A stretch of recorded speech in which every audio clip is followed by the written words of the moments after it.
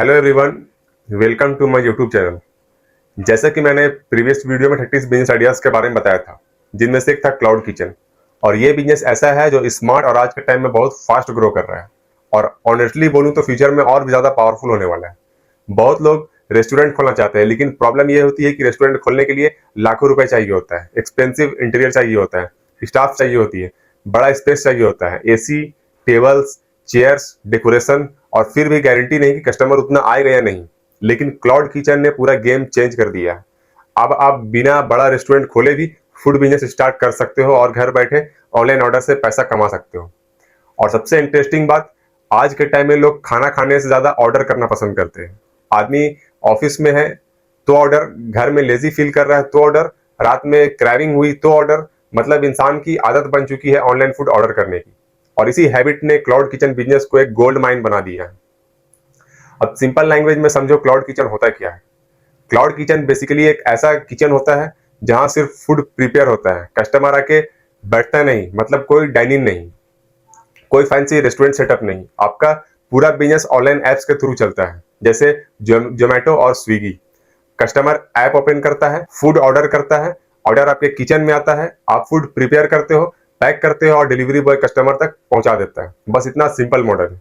और इसी सिंपलिसिटी की वजह से आज बहुत लोग छोटे लेवल से स्टार्ट करके बड़ा ब्रांड बना रहे हैं। बहुत लोगों को लगता है कि फूड बिजनेस सिर्फ शेफ्स या एक्सपीरियंस लोग ही कर सकते हैं, लेकिन रियलिटी ये है कि अगर आपको मार्केट समझ आ गया, कस्टमर टेस्ट समझ आ गया और ब्रांडिंग सीख गए, तो आप भी इस बिजनेस में ग्रो कर सकते हो। अब सबसे पहले बात करते हैं कि क्लाउड किचन बिजनेस स्टार्ट कैसे करना है। देखो, सबसे पहले ये डिसाइड करो कि तुम किस टाइप का फूड सेल करोगे। ये सबसे इंपॉर्टेंट डिसीजन होता है, क्योंकि इसी पर तुम्हारा पूरा ब्रांड डिपेंड करेगा। बहुत लोग गलती क्या करते हैं, स्टार्टिंग में ही पिज्जा भी, बर्गर भी, बिरयानी भी, मोमो भी, चाइनीज भी सब कुछ स्टार्ट कर देते हैं, और एंड में कुछ भी प्रॉपरली मैनेज नहीं होता। इसलिए बिगिनर हो तो एक ही कैटेगरी चूज करो। एग्जाम्पल, अगर तुम बिरयानी चूज करते हो तो उसमें मास्टर बन जाओ। टेस्ट इतना पावरफुल होना चाहिए कि कस्टमर दोबारा ऑर्डर करे, क्योंकि फूड बिजनेस का असली पैसा रिपीट कस्टमर से आता है। एक बार कस्टमर को अच्छा एक्सपीरियंस मिल गया तो वो बार बार ऑर्डर करेगा और फ्री में मार्केटिंग भी करेगा। अब सवाल आता है, कौन सा फूड सबसे बेस्ट है क्लाउड किचन के लिए। तो देखो, इंडिया में biryani, burger, pizza, momos, fried chicken, Chinese food, rolls, healthy meals और टी स्नैक्स का डिमांड बहुत स्ट्रांग है। तुम्हारे एरिया में जो चीज ट्रेंड में है और जिसमें कंपटीशन मैनेजेबल है, उस कैटेगरी को चूज करो। अगर तुम स्टूडेंट एरिया में हो तो मोमोज, बर्गर और रोल्स अच्छे चल सकते हैं। ऑफिस एरिया में हो तो थाली और मील्स का बिजनेस अच्छा चल सकता है।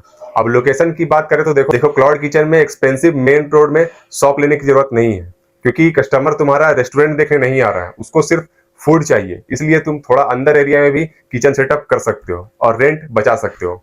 लेकिन लोकेशन ऐसी होनी चाहिए जहां से डिलीवरी इजिली हो सके और आसपास पॉपुलेशन अच्छी हो, जैसे college area, office area, hostel area, crowded residential area. ये सब बेस्ट होते हैं रेस्टोरेंट के लिए। यहाँ पे आपका मेन अटेंशन है ऑनलाइन पे, लेकिन अगर अच्छे एरिया पे सेटअप करो तो दोनों तरफ से अच्छा इनकम जनरेट कर पाओगे। अब बात करते हैं इन्वेस्टमेंट की। देखो, अगर तुम घर से स्टार्ट करते हो तो बहुत कम इन्वेस्टमेंट में भी शुरू हो सकता है। बेसिक चीजें चाहिए होंगी, जैसे kitchen tools, packaging material, raw material और थोड़ा ब्रांडिंग सेटअप। अगर प्रॉपर रेंटेड किचन लेते हो तो exhaust system, storage racks, freezer, commercial stove, water purifier और स्टाफ का खर्चा भी ऐड होगा, जिसमें स्मॉल लेवल पर 50,000 से 2 से 3 लाख तक भी स्टार्ट हो सकता है। और अगर बड़ा सेटअप करना है तो 5 लाख या उससे ऊपर भी जा सकता है। लेकिन मैं तुम्हें सजेस्ट करूंगा कि स्टार्टिंग में स्मॉल सेटअप करो, क्योंकि बिजनेस में सबसे डेंजरस चीज होता है अननेसेसरी इन्वेस्टमेंट। बहुत लोग शुरुआत में ही इंटीरियर और डेकोरेशन पर पैसा उड़ा देते हैं और फिर बिजनेस सर्वाइव नहीं कर पाता। स्मार्ट बिजनेसमैन पहले सेल्स बनाता है, फिर एक्सपेंशन करता है। ये तो हो गया सेटअप और इन्वेस्टमेंट। अब लीगल चीजें समझो, क्योंकि फूड बिजनेस है तो लीगल डॉक्यूमेंट्स भी इंपॉर्टेंट होते हैं। सबसे पहले food safety and standards authority of India का एफएसएसआई लाइसेंस लेना पड़ेगा आपको। इसके बिना प्रोफेशनल तरीके से काम करना मुश्किल है। फिर जीएसटी रजिस्ट्रेशन और बेसिक बिजनेस रजिस्ट्रेशन भी करवाना होगा आपको, क्योंकि अगर आप एप्स पर ऑनबोर्ड होना चाहते हो तो डॉक्यूमेंट्स रेडी होना चाहिए। अब मेन्यू की बात करें तो देखो, मेन्यू छोटा रखो लेकिन पावरफुल रखो।